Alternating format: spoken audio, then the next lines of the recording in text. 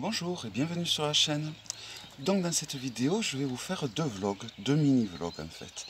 Alors un sur les Templiers et Baphomet et un autre sur Enoch, donc Métatron, qui est l'arrière-grand-père de Noé. Je vous expliquerai tout ça au moment venu. Donc les Templiers, alors d'abord il faut réussir à trouver un support qui nous parle, donc un oracle, un tarot, peu importe. Moi j'ai trouvé un tarot magnifique, où j'ai déjà fait une review, qui s'appelle le Templar Tarot. Donc c'est un tarot auto-publié, je crois qu'il est toujours disponible pour un prix s'avoisinant les 40 euros avec le suivi. Donc c'est intéressant parce que franchement, voici le dos des cartes. Les cartes sont toutes douces, pas comme le Sweet Lady, mais on s'en rapproche. Excellente qualité. Elles n'ont pas le contour doré, mais comme vous pouvez voir, il y a un sacré tas. Il y a, je crois, plus de 100 cartes. Je ne me souviens plus, il y a plus de 100 arcanes. Donc, je vais vous présenter quelques arcanes majeurs, puis quelques arcanes mineurs, et après les arcanes supplémentaires. Donc, ça c'est les arcanes majeurs. Donc là, nous avons le monde. Elles sont classées par ordre, du coup. Le jugement. Donc, j'ai fait une review de ce jeu. Je vous mettrai le lien de la review complète de ce jeu. Donc voilà, j'adore vraiment ce jeu. Je sais que c'est un jeu qu'adore également Anna Tourian, une créatrice de tarot où j'adore vraiment ses œuvres. Elle a fait Oracle of Echo, elle a fait l'Oracle au clair de la lune, je crois. Bon, elle a fait de très beaux jeux, quoi. Voilà, c'est un très beau tarot, je trouve. Et de par sa quantité incroyable d'arcanes, c'est vraiment très intéressant. Donc, voici les arcanes mineurs. Donc, voilà, les contours ne sont pas dorés ni argentés. Mais voilà, les cartes sont vraiment de très bonne qualité. Et je trouve que ça fait son charme au final de ce tarot. Le fait que les arcanes ne soient pas dorés ou argentés, ben, des fois c'est aussi joli, je trouve. Bon, après l'inconvénient, c'est que c'est vrai que quand c'est doré, ça rajoute quand même une certaine protection. Voilà. Mais je vois que celui-là, je l'ai quand même pas mal utilisé. Et, vous voyez, il est comme neuf, hein. Donc si vous avez un coup de foudre pour ce jeu, je vous conseille vivement d'aller vous le procurer. J'ai mis un lien pour l'acheter sous la review du jeu que j'avais fait, sous la review de ce jeu en question que j'avais fait. Donc si vous êtes intéressé, n'hésitez pas à aller voir la review où je vous présenterai la totalité des lames. Et en plus vous aurez le lien pour l'acheter. Il ne sera pas longtemps disponible, je pense, parce que bon, un tarot auto-publié avec autant d'arcanes, je pense qu'il y en a dans les 120, j'en suis plus trop sûr. Il est livré avec un guidebook assez épais, très bien conçu, avec des mots-clés. Donc ça que je suis en train de vous présenter, c'est les arcanes supplémentaires. J'aurais pu les compter, hein, 1, 2, 3, 4, 5, 6, 7, 8, 9, 10, 11, 12, 13, 14, 15, 16, 17, 18, 19. Voilà, il y a une vingtaine d'arcanes supplémentaires quand même. Donc on n'arrive pas loin. Je suis très nul à l'incalcul mental, surtout le matin comme ça. Voilà, c'est un très très beau jeu. C'est l'un de mes jeux préférés, je pense. Il fait vraiment partie de mes jeux préférés parce que voilà, il traite d'un sujet qui me passionne déjà. Je remercie au passage les personnes qui m'avaient aidé à traduire ce jeu. Mais finalement, avec du recul, quand on a de l'expérience, quand on a lu les bouquins que je voulais vous présenter, il marche très bien à l'intuition, hein.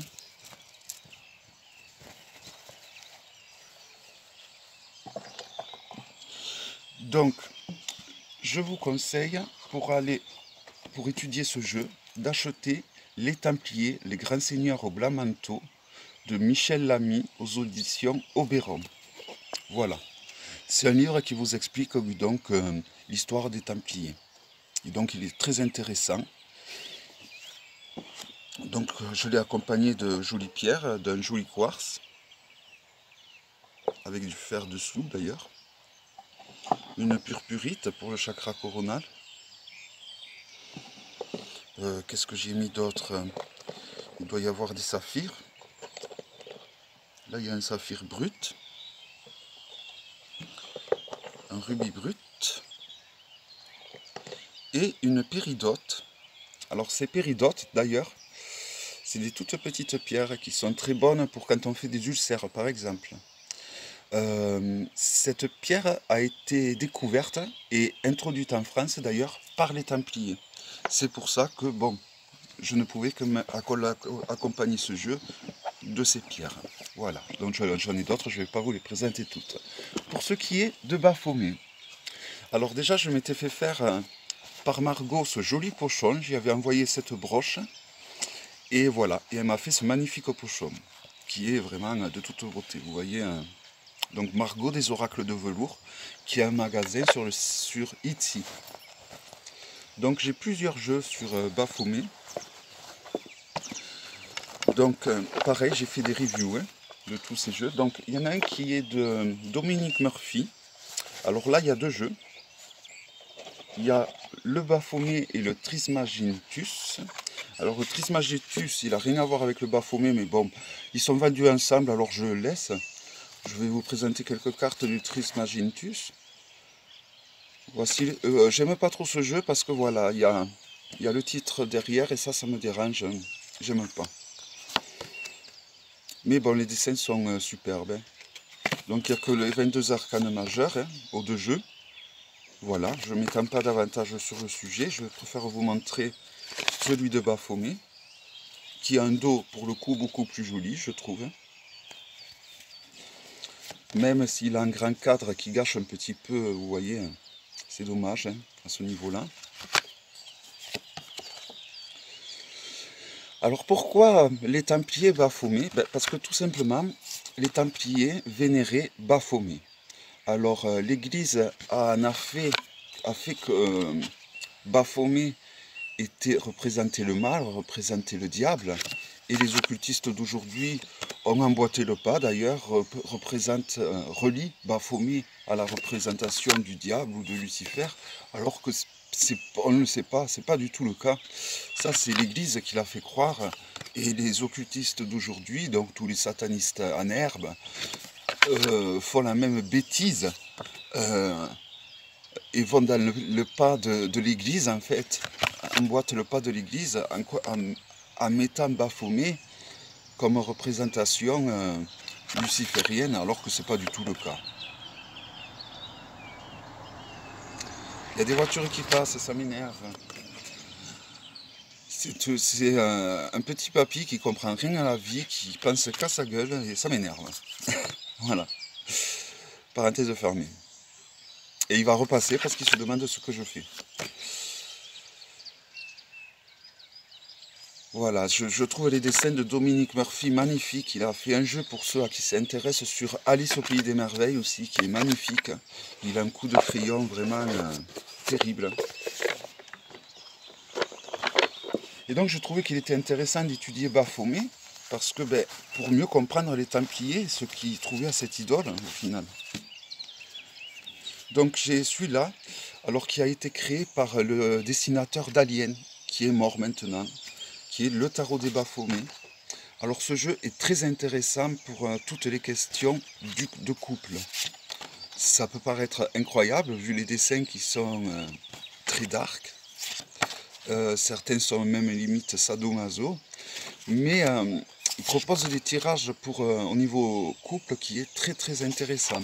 Ça va être du genre quel défaut on ne supporte pas à nous que l'on va rechercher dans l'autre pour mieux lui reprocher, par exemple. C'est ce genre de tirage. Je trouve que c'est très très intéressant. Pareil, j'ai fait une review de ce jeu. Voici le dos. Donc c'est de très très grandes cartes, parce que j'ai de très grandes mains, vous voyez.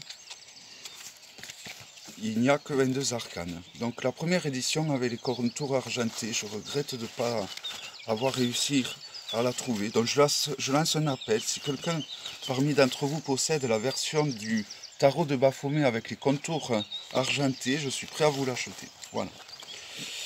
Et après, j'avais acheté un jour le tarot de Lilith, mais j'ai perdu toutes les arcanes majeures, donc je me sers de ces arcanes mineurs pour accompagner donc les tarots de Baphomet, vu qu'ils n'ont que les arcanes majeurs. Voilà, il n'y a que les épées.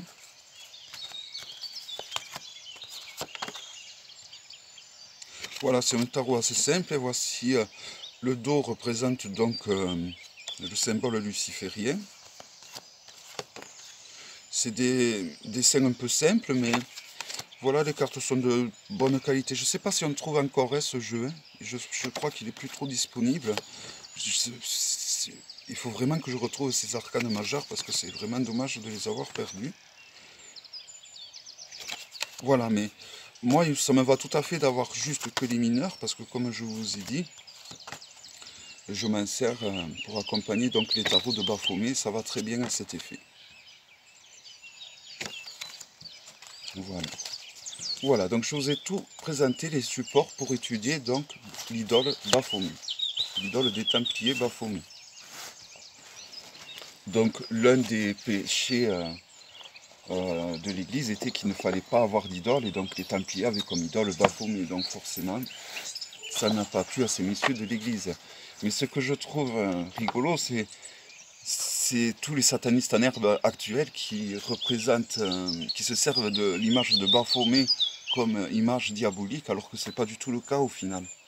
Donc, pour étudier Baphomet, je vous recommande Mystérieux Baphomet, tête magique des Templiers, aux éditions Mercure Dauphinois, de Jean Chopitel et de Christiane Gobry. Voilà. Un livre très intéressant où vous apprendrez beaucoup de choses à cet effet. Voilà. Donc, je ne vais pas vous en parler davantage. Que vous dire? Le Templar Tarot est très intuitif, si vous avez de l'expérience. Les Baphomet, ben, c'est que des arcanes majeurs, donc bon, il suffit de connaître les arcanes majeurs et voilà. Puis il y a des guidebooks qui sont livrés avec, surtout avec le tarot qui est grisâtre là, qui a été dessiné par le créateur d'Alien. Il y a un guidebook super intéressant, donc qui est très intéressant à étudier. Alors ensuite, Enoch. Alors Enoch était en fait l'arrière-grand-père de Noé. Et il s'est fait enlever par un ange dans le ciel. Et par la suite, il est devenu l'archange Métatron. Alors pour la Noël, on m'a offert un jeu qui est en fait le tarot d'Enoch. Alors il s'appelle le Witcher Angel Tarot. C'était un jeu mass market à la base. Et maintenant, c'est devenu un jeu auto-publié. J'ai appris ça il n'y a pas longtemps. Donc pareil, j'ai fait une présentation de ce jeu. Les cartes sont d'excellente qualité.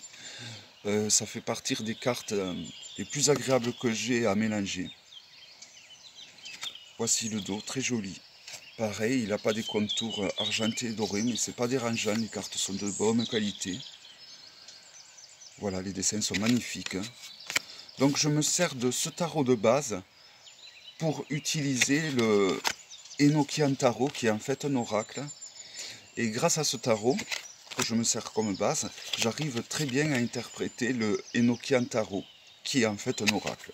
Ils mettent dessus tarot parce que c'est, je pense, commercial, c'est plus vendeur, mais c'est pas du tout un tarot. Hein. Voilà, je vais vous présenter quelques arcanes mineurs. Je remercie au passage la personne qui m'a offert ce jeu à la Noël. Si tu me regardes, merci énormément. C'est vraiment un magnifique cadeau que tu m'as fait là. Je te fais vraiment de très gros bisous. J'adore ce jeu. J'adore ce jeu. Sur le moment, je ne l'ai pas trop calculé parce que j'ai tellement eu de jeux pour cette année, pour Noël, que non, je ne l'ai pas trop calculé. Mais finalement, en ce moment, je l'use beaucoup. Voilà, j'adore les dessins, j'adore le dos, j'adore la qualité des cartes est vraiment très très bonne. Non, on le trouve encore, je crois, sur le site Etsy. Hein.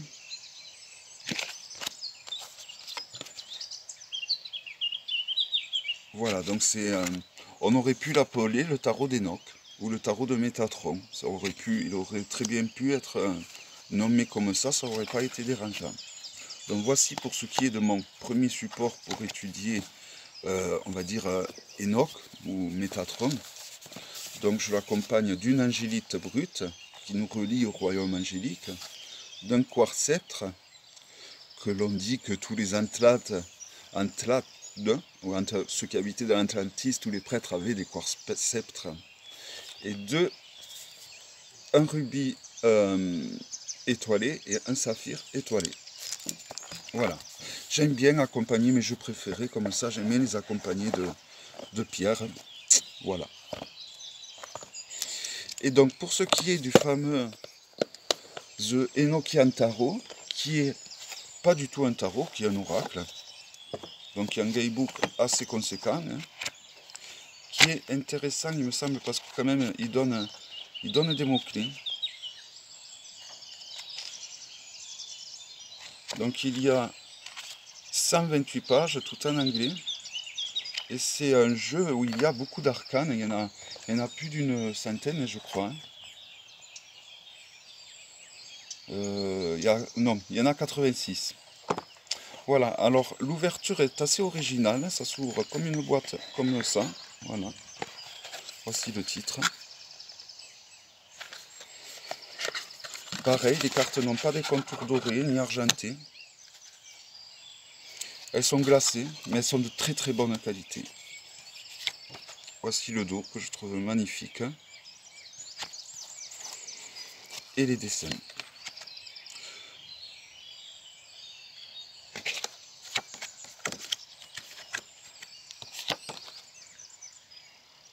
Donc je trouve qu'en plus les dessins sont un peu assez similaires, enfin, ils me font penser un peu au dessin du Templar Tarot. Bon, avec moins de précision, enfin, je préfère quand même le Templar Tarot, il n'y a pas photo. Hein. Mais bon, je trouve que ce jeu est très parlant. Donc après, quand je dis qu'il est très parlant et qu'il est très intuitif, c'est vraiment personnel, c'est propre à chacun. Hein. Donc les cartes sont vraiment d'une très très bonne qualité. Pareil, j'ai fait une review de ce jeu. Donc n'hésitez pas à aller la voir. Hein. Si ce jeu vous intéresse, il est encore disponible pour pas si cher que ça, je crois.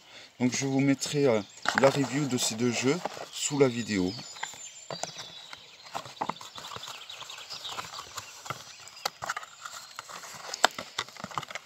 Et alors, pour étudier le tarot d'Enoch ou l'oracle d'Enoch, je vous conseille un livre de Pierre Jovanovic, que je n'aime pas trop à la base, mais à ce qu'il faisait avant me plaisait beaucoup. Je trouvais que c'était un écrivain qui faisait du travail très intéressant au niveau livre. Et après, bon, il s'est dévié dans le complotiste, tout ça. Bon, je dis pas qu'il a tort, hein, mais bon. Voilà, donc c'est le livre secret d'Enoch. Parce qu'en fait, il faut savoir qu'Enoch est une Bible à la base. C'est un texte biblique hein, qui a que même en Europe, ça faisait partie des évangiles qu'on utilisait. Et après, ben, l'Église a décidé de le bannir, de mettre ce livre comme livre apocryphe, ou apocryphe, je ne sais pas trop dire le nom, donc de l'interdire. Mais en Éthiopie, par exemple, les chrétiens d'Éthiopie utilisent encore ce texte biblique. Donc en fait, vous avez toute l'histoire d'Enoch, donc l'arrière-grand-père de Noé, où il explique ses visions à son petit-fils Noé, où il dit qu'il va y avoir une inondation. Après, par-delà, il se fait enlever par un archange qui lui montre, qui l'amène au ciel et qui lui montre tous les ciels différents, tous les enfers différents. Vous avez également celui-là, de Joseph Castelli, le livre d'Enoch, aux éditions Castelli. Donc. Je vous conseillerais plutôt l'autre. Celui-là est écrit en plus gros. Alors, le livre d'Enoch est un écrit pseudépigraphique attribué à Enoch, arrière-grand-père de Noé. Il fait partie du canon de la Bible éthiopienne, mais est considéré comme apocryphe par les autres chrétiens et juifs. Le texte n'est pas inclus, son plus dans la Septante. Sa composition est estimée au IIe siècle avant Jésus-Christ et un ouvrage du même nom est cité dans l'Épître de Jude. Sans que le débat sur l'identité de ce document avec le livre connu aujourd'hui ait pu être tranché, Ni les protestants, ni les catholiques, ni les orthodoxes ne considèrent ce livre comme inspiré. L'Église éthiopienne le fait et l'a inclus dans son canon de l'Ancien Testament. Donc c'est un livre qui aurait été écrit quand même 2 siècles avant Jésus-Christ. Et donc l'Église éthiopienne, eux, l'ont intégré dans l'Ancien Testament. Alors là, au niveau de Pierre Jovanovic, depuis plus de 2000 ans, le livre d'Enoch, celui qui a été emporté au ciel par les anges et qui doit revenir avant le jugement selon la Bible, a la réputation de porter chance à toute personne qui le lit. Le texte est la version slavonique et le plus surnaturel de tous, sans doute parce que le plus fidèle à l'original, comme le montre le dossier historique. La version bilingue, slavon-français du professeur André Vaillant, traduction au manuscrit Uvarov du XVe siècle et accompagné d'un dossier de 120 pages avec les nouvelles découvertes archéologiques qui ont établi qu'Enoch était le prince sumérien Émuridanki de Sipar. Voilà, je vous conseille vraiment, si vous êtes intéressé par Enoch, par Métadron, je vous conseille vraiment un de ces 2 livres, ça ne sert à rien d'avoir les 2, parce que ça va se répéter. Hein. Et je vous conseille donc cet oracle et le tarot que je vous ai montré. Voilà. Donc j'espère que cette vidéo vous aura plu. Si vous êtes intéressé pour que je fasse certains vlogs sur certains thèmes, les fées ou je ne sais quoi d'autre, dites-moi le dans les commentaires. Et dans la mesure du possible et de mon temps, j'essaierai de le faire. Voilà. Il faut bien sûr, je choisirai le vlog qui est susceptible de plaire à la majeure partie de tous les abonnés. Voilà. Donc je vous dis à bientôt pour une prochaine vidéo. Bye bye.